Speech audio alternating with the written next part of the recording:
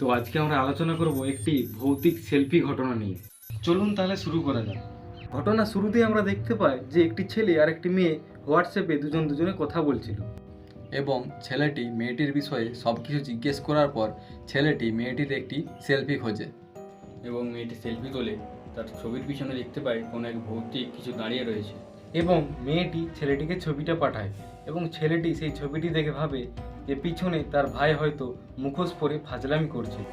এবং মেয়েটিও ছেলেটির কাছ থেকে একটি সেলফি চায় এবং ছেলেটি সেলফি পাঠালে মেয়েটি দেখতে পায় যে একই রকম অদ্ভুত জিনিস ছেলেটির পেছনেও দাঁড়িয়ে রয়েছে। এবং তারা দুজনে এই অদ্ভুত জিনিসটি দেখে ভয় পেয়ে যায়। মেয়েটি ভয় পেয়ে ছেলেটিকে কল দেয়। কলটি ধরার পর তারা কিছু বলার চেষ্টা করে, হঠাৎ তাদের কলটি কেটে যায়।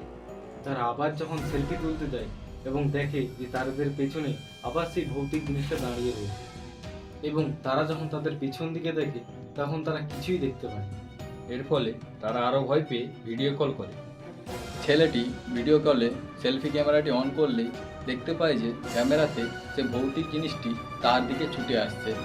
ফলে ছেলেটি ভয় পেয়ে ভিডিও কলটি কেটে দেয়। কিন্তু তারা পিছনের ক্যামেরা অন করলে ওসব কোনো কিছুই দেখতে পায় না। ব্যাক ক্যামেরা অন করার পরেই তারা বুঝতে পারে যে সেলফি ক্যামেরাতেই কিছু রহস্য লুকিয়ে রয়েছে। এবং মেয়েটি যখনই ছেলেটিকে ভিডিও কল করে এই বিষয়টির সম্পর্কে কিছু বলতে যাবে, তখনই পেছন থেকে সেই রহস্যময় জিনিসটা এসে মেয়েটিকে মেরে ফেলে। তারপর ছেলেটি মেয়েটির মিস কল দেখে যখনই মেয়েটিকে ঘুরে কল করতে যায় তখনই একই রকমভাবে সেই অদ্ভুত জিনিসটি ছেলেটিকেও এসে মেরে ফেলে।